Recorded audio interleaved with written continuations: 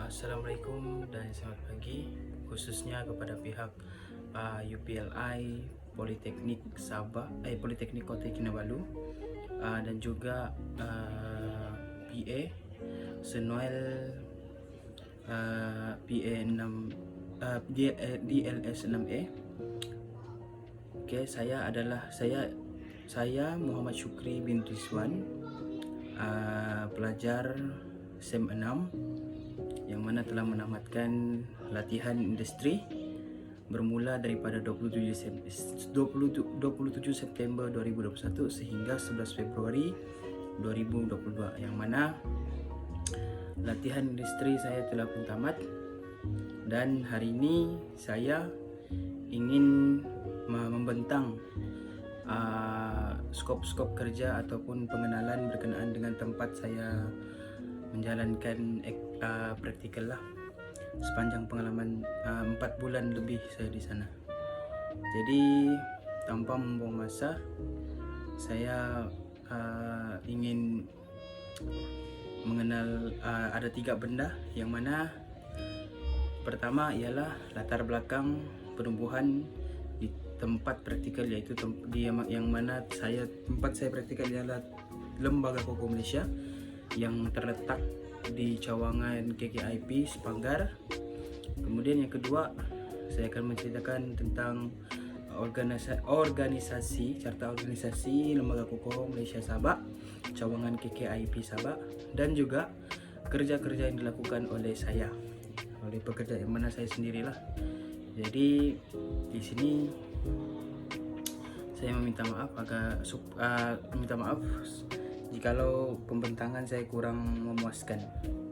Jadi tanpa membuang masa, marilah kita mulakan. Oke. Yang pertama ialah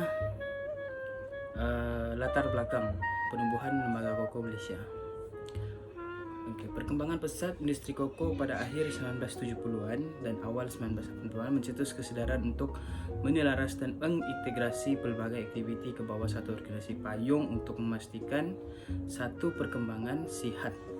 Oleh itu, Lembaga Koko Malaysia LKM diwujudkan. Akta penubuhan diluluskan oleh Parlimen pada Julai 1988 dan digazetkan sebagai Akta September 1988.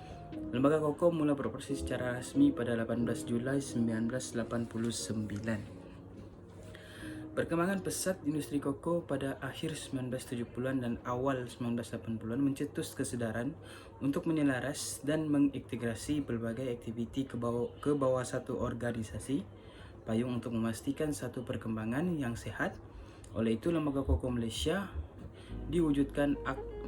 Akta penubuhan diluluskan oleh Parlimen 1988 dan dikesaksikan bermula pada 19 Julai 1989.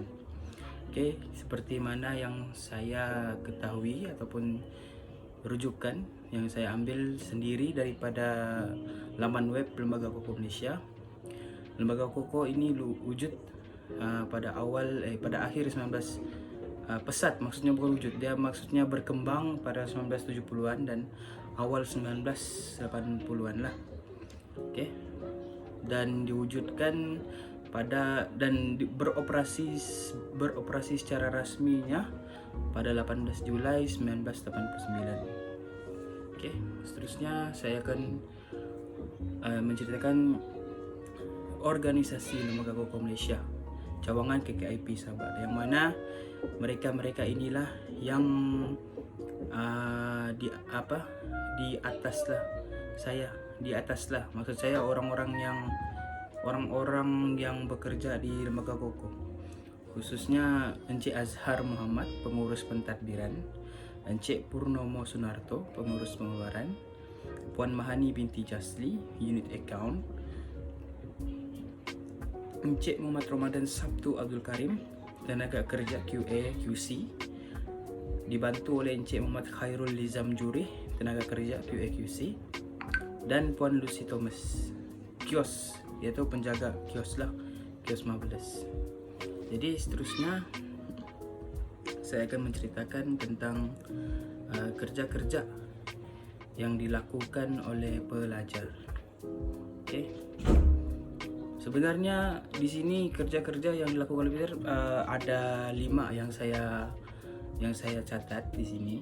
Namun ini 5 ini yang orang bilang setiap kali lah. Maksud saya ada lagi kerja-kerja lain yang saya lakukan.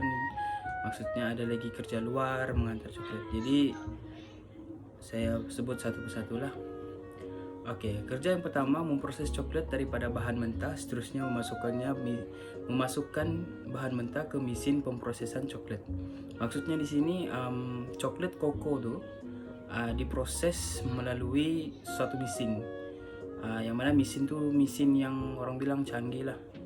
Jadi untuk memproses coklat koko, ianya memerlukan bahan-bahan mentah, yang mana bahan-bahan mentah ini yang saya dapat tahu bukan dibeli daripada luar, maksudnya diimport bahan-bahannya daripada luar, seperti susu, gula bukan gula kasar, dia macam gula halus, icing lah, gula icing, apalagi cocoa liquor, apalagi itu dia punya butter yang bukan yang di pasar raya selalu ya, dia punya butter keras. Jadi semua itu dikira bahan mentah dimasukkan dalam satu mesin dan kemudian diproses lah.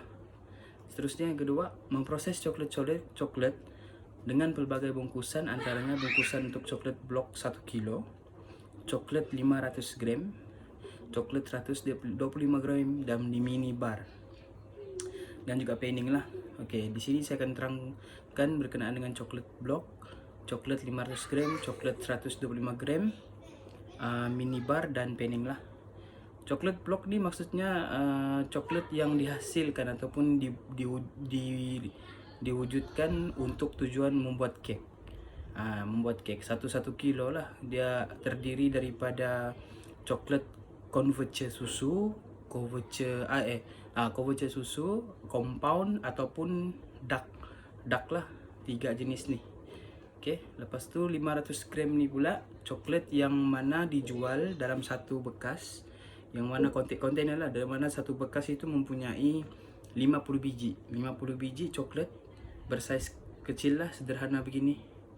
50 biji dalam satu kontainer, dijual pada harga 20 ke 27 begitulah untuk harga biasa. Jadi seterusnya ialah coklat 125 gram, yang mana coklat 125 gram ini disimpan dalam satu kotak yang macam cantik kotak tuh, dan kemudian di blow, dan mempunyai 12, kalau saya tidak silap 10 ke 12 biji lah dalam tuh. Harga dalam 9 ke 10 ringgit.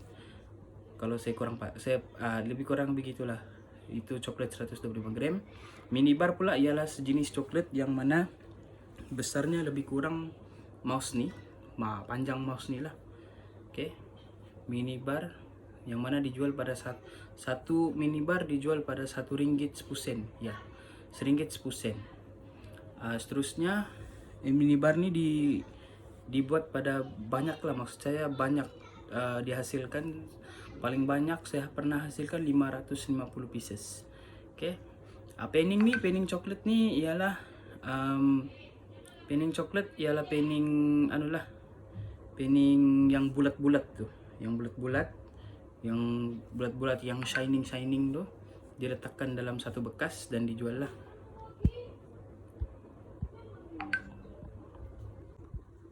Oke, seterusnya yang ketiga, menimbang coklat blok kemudian dibiarkan semalaman, dan seterusnya memasukkan ke dalam bungkusan yang telah disediakan.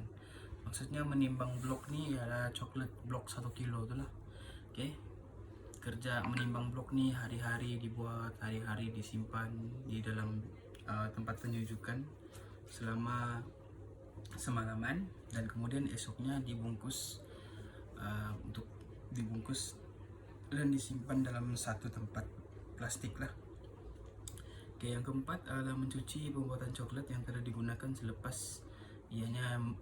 selepas menggunakannya. Oke, maksudnya mencuci acuan pembuatan coklat, yang mana coklat 500 gram dan juga coklat 125 gram dan juga coklat mini bar, dia ada acuan yang khas, yang mana acuan tersebut mempunyai macam ada bentuk-bentuk yang khas lah, ada bentuk-bentuk koko, ada bentuk-bentuk daun-daun koko. Dalam acuan tu lah kita panggil mol itu tuh. Selepas digunakan mol ni semua, acuan ni dikumpul dan disimpan dekat tempat pembasuhan untuk dicuci, sebab di sana ada bekas-bekas coklat kan, jadi kotor. Kalau macam balik-balik kena guna ya dia kotor, so disimpan dicuci dan dikeringkan. Kemudian esok aktiviti membuat coklat, ambil lagi mol tuh dan buat lagi gitu. Yang kelima, menyusun semua stok coklat di bahagian penyimpanan stok. Oke. Yang menyusun semua stok semua stok coklat di bagian penyimpanan stok, maksudnya setelah proses pembungkusan dilakukan, sehingga part terakhir itu menyusun semua stok, yang mana stok-stok yang sudah pun dibuat akan disimpan dekat satu tempat, yaitu storage lah. Storage yang mana semua jenis coklat, maksud saya semua jenis, yaitu blok, coklat 500 gram, coklat 125 gram, mini bar, dan penning coklat akan disimpan di satu tempat storage dan disusun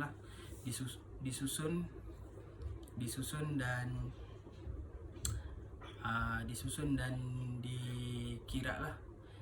Nah, dikira begitu. Kemudian apabila dikira, ianya akan direkod dan seterusnya disimpan. Separuh akan disimpan di kios, dan juga separuh mungkin ada yang sudah orang tempah ataupun tinggal balut, simpan dalam kotak dan dihantarlah di tempat-tempat yang ditempa tuh. Oke. Seterusnya ialah kita beralih kepada kesimpulan. Sebenarnya tidak banyak benda yang ingin disampaikan, tapi biarpun sedikit isi-isi yang saya sampaikan, namun isi-isi yang saya sampaikan ini orang bilang ianya padat lah. Tahu apa yang saya lakukan di sana. Jadi kesimpulan, latihan industri telah memberi impak yang amat positif dalam membentuk diri, melahirkan para pelajar yang berkebolehan dalam aspek pengurusan, serta mempunyai sikap profesional dalam semua aspek. Pendedahan kepada suasana pekerjaan yang sebenar, serta dapat memberikan ilmu-ilmu yang berguna untuk masa depan. Jadi sekian saja saya punya pembentangan. Saya harap pembentangan ini dapat dimanfaatkan pada yang lain. Itu saja daripada saya. Assalamualaikum dan selamat pagi.